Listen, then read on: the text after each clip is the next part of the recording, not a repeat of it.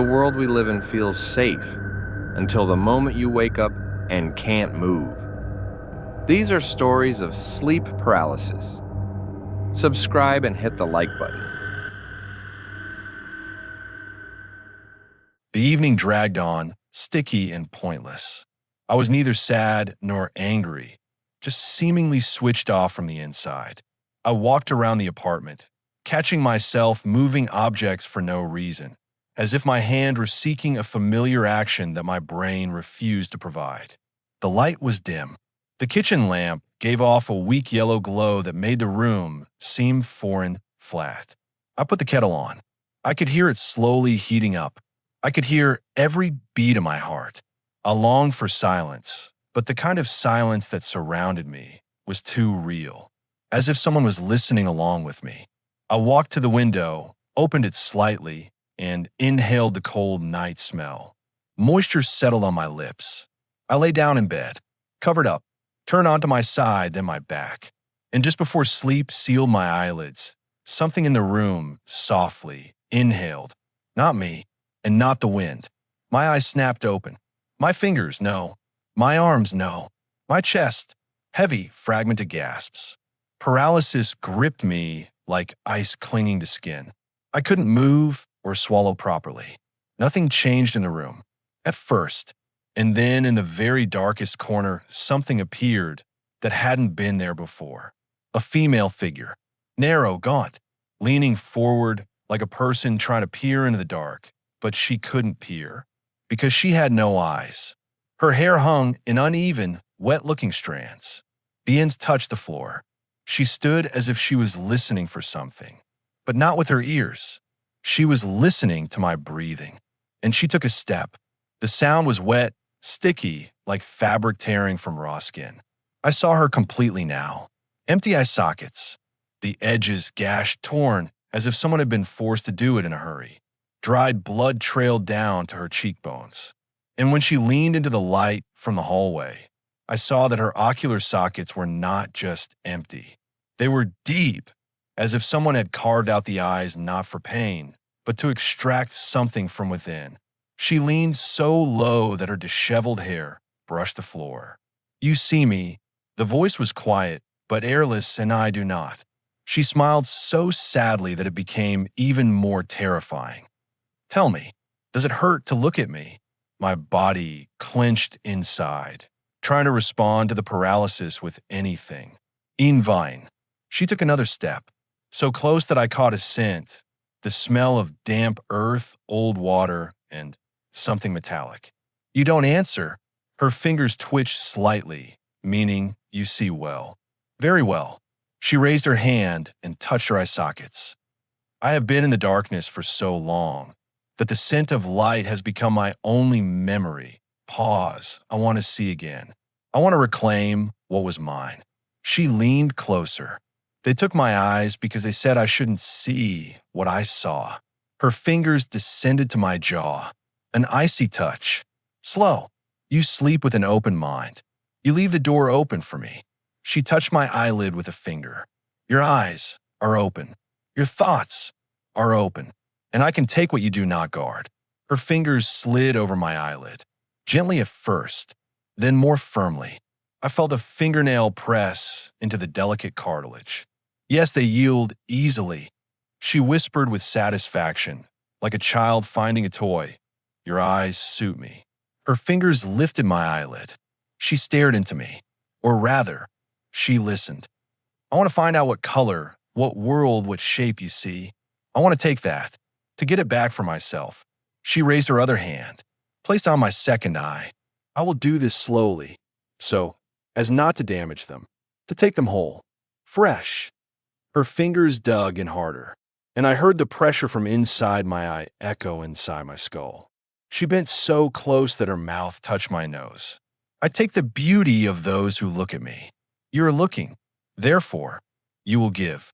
Her fingers began to pull the eyelid up, then down, then sideways, as if she were looking for the right angle for extraction. Yes, yes. Here is access. Her whisper trembled. I haven't held eyes in my hands for a long time. Her fingers slid deeper beneath the lid. I wanted to scream, but my body was sealed like a metal casing. She squeezed. She pulled. She tested. She was truly preparing to tear them out. Don't be afraid. I will see with your eyes, and you will see the darkness that I saw. She whispered almost tenderly. Justice is when two people see the same. She pulled a little harder, and I heard a dry snap sound inside. A moment, and I broke free from the paralysis so suddenly that I felt an electric shock jolt through my body. I scrambled sideways, fell onto the floor, clutching my eyes with my hands. The room was empty. Silence. Walls. Darkness.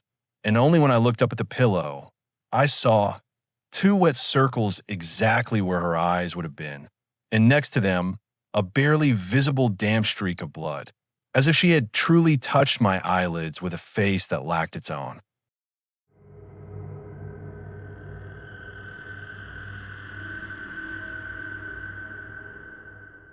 That whole day felt strangely put together incorrectly. It was as if I hadn't woken up in my own body, just slightly by a millimeter, but still. My movements felt heavier than they should have been. My steps, as if they were holding their breath mid-stride. My shoulders raised slightly higher on their own, as if someone was pushing them from the inside. I blamed it all on fatigue. But in the evening, when I returned home, the feeling only became clearer. The body seemed to be living a double life. I put the kettle on, took off my jacket, walked down the hallway, and at one point, my foot turned slightly the wrong way on its own. I almost stumbled, as if someone had corrected the movement. For a moment. Not hard, but I felt it. Very clearly. I looked normal in the mirror, just paler than usual. Only the skin on my hands felt slightly tight. The muscles in my forearms twitched occasionally. Not painfully, just wrong. But I wanted peace. I wanted to lie down and rest. And in bed. Finally, I felt that moment when the body calms, the breathing evens out, the eyes close naturally. And then something inside me inhaled. A second time. A third. And then I realized I can't move. Paralysis hit sharply. My body became alien. The first sound I heard was not in the room, but in my ribs. A dull sound, as if someone was stroking them from the inside. Don't move. I want to listen to you breathe. I tried to inhale and felt that I was inhaling, but something else was inhaling too. Not in sync, but with its own second rhythm. A second life. Finally, the voice said, "You've learned to listen." It spoke not with a mouth and not even in my head, but with the muscles of my chest, the membranes of my lungs, my diaphragm. The voice was corporeal, as if it were using every one of my organs as an instrument. "We live here together," it said quietly, "but you took up all the space. For many years, I wasn't offended. I waited, but now I want a part of it back."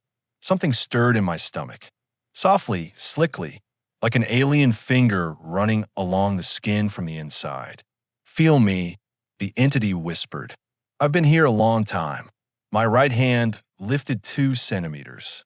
I wasn't lifting it, but it moved very carefully, as if the entity was afraid of causing damage. "Nice hands," it murmured. "I like how obedient they are. Let me try more." The fingers slowly curled into a hook, then into a claw, then straightened back out. "Soft tendons," it whispered inside. "Flexible. You took excellent care of this body while I waited." Something twitched in my thigh. My legs slowly, unhurriedly straightened. "Oh, and the legs are good too," it laughed with my diaphragm. "I will be able to walk." Definitely. I wanted to scream, but the paralysis squeezed my throat. And then the voice became much darker. "We cannot be two. It is not natural. This body is one home, and one of us must leave. You will go first." The entity moved inside my abdomen. It rose to my chest, then to my neck, slowly, coldly, persistently. "I don't just want to move in your body. I want to be it." My head turned left on its own. My neck creaked. "You let me see the world out of the corner of your eye, but I want to look straight ahead." My head turned right. "I want eyes. I want hands.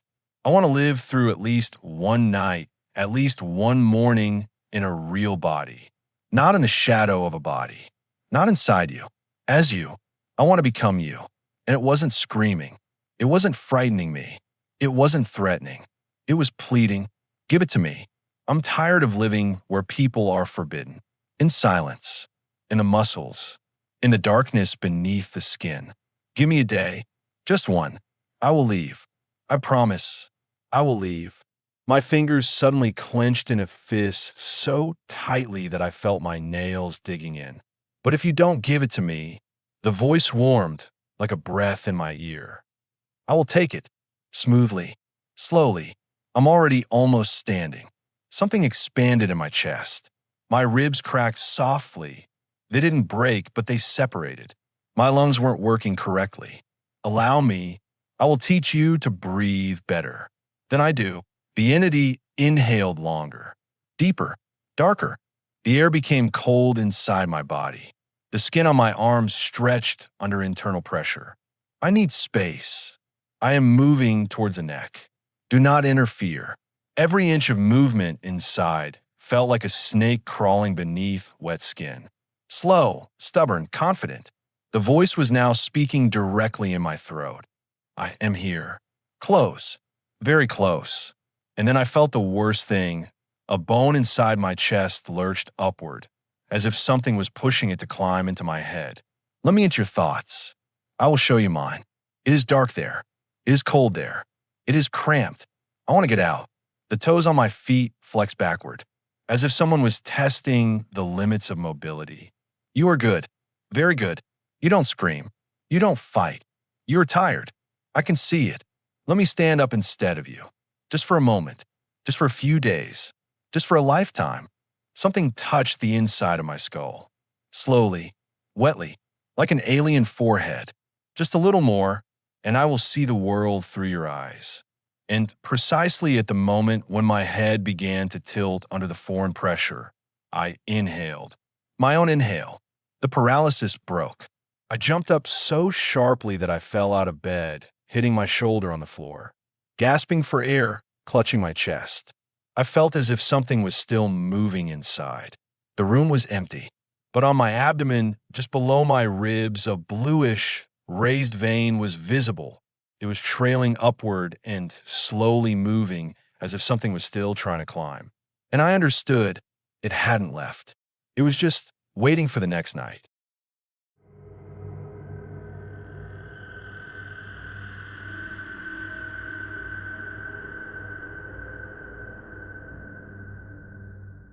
The evening dragged on, sticky and unnaturally slow.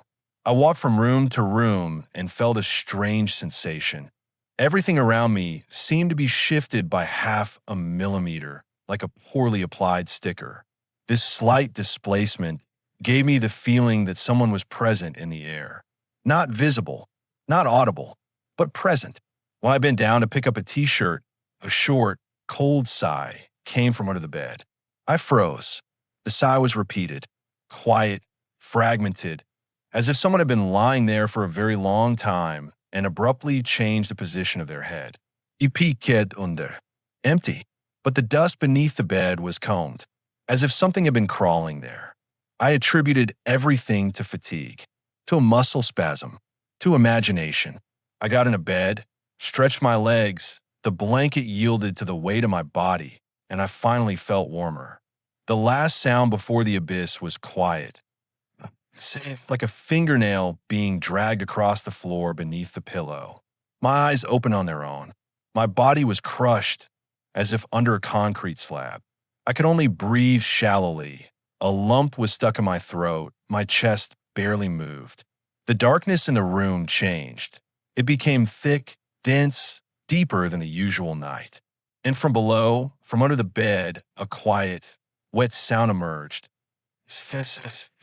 Then I saw the feet, human feet, pale, border, but turned heels first, as if they had been pulled out of the body and glued back on, with the sides mixed up.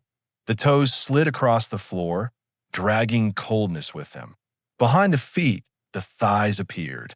Then the abdomen, which moved as if the ribs inside were sliding in the opposite direction from the skin. The head was the last to crawl out.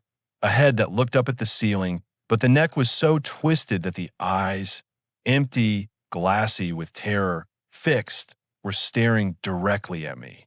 The body was crawling backward, as if an invisible force were pulling it by the shoulders. The mouth opened, slowly, painfully. The voice was coming out backward, like a horrifying cassette recording being played in reverse. The fingers of the contorted hand reached for my shoulder. I saying, "Shaw, ew, how WW?" The entity jerked backward, drawing even closer, so close that its hair touched the floor as the body slid forward. The head had to bend back to keep me in view. Joe, what? Espion's turning. The entity crawled to the very edge of the mattress. The bent back head was now hanging over my torso. Fingers touched my ribs. Iliv, vuchere, bonus, elok, baatsika. You, human sansi bind. Awayant taliiv in yoyuar spine. The hand slowly slid along my back, as if searching for a gap between the vertebrae. Giivini espirace. I saw myself. It began to rise. The body was breaking, twisting, but moving forward. The shoulder blades squeezed and separated like two living creatures inside the back. The spine alternately bulged and sank. It stood on its feet, but stood with its back to me. Its head was bent backwards so far that its face was hanging an inch above mine. You hit on an I will think. Mauve as one bow dy. Its fingers touched my knee, then my thigh, then my back.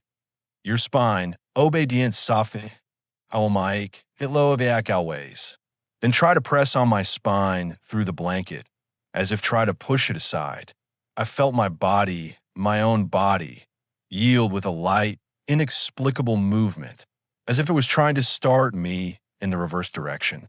Allow me to transfer because huo kinent, CRAWL, backward yes, is ever read by WH abundant. At that moment, its hands touched my neck. Fingers reached for the base of my skull.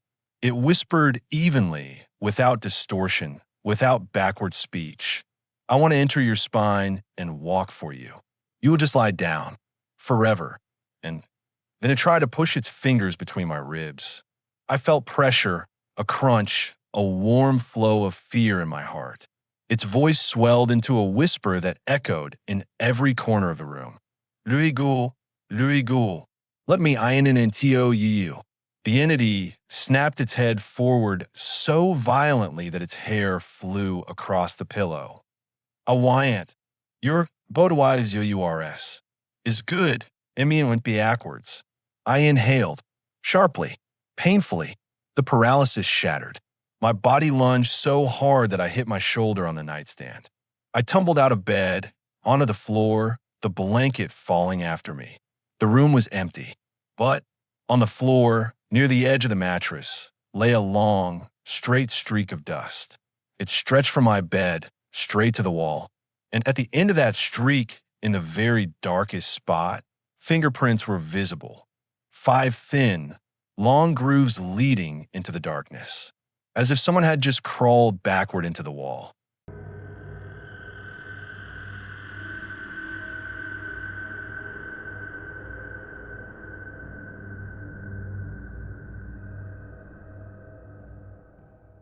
All day, I still couldn't settle down, but I blamed it on fatigue. I came home, put my phone on charge, and took off my jacket. But I immediately felt something was wrong in the apartment. Not a smell, not a sound. It was as if the air was superfluous, thicker, more stable, too full. I walked from room to room, as if something was prompting me. To pick up a cup, then put it back. To turn on a lamp, then turn it off. Finally, I went to the balcony and opened it. The evening was ordinary. Young people were laughing near the store. Cars drove by slowly. The air was damp.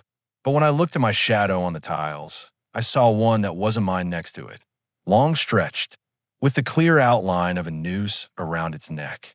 I blinked, and only mine remained. That was the first cold current of fear.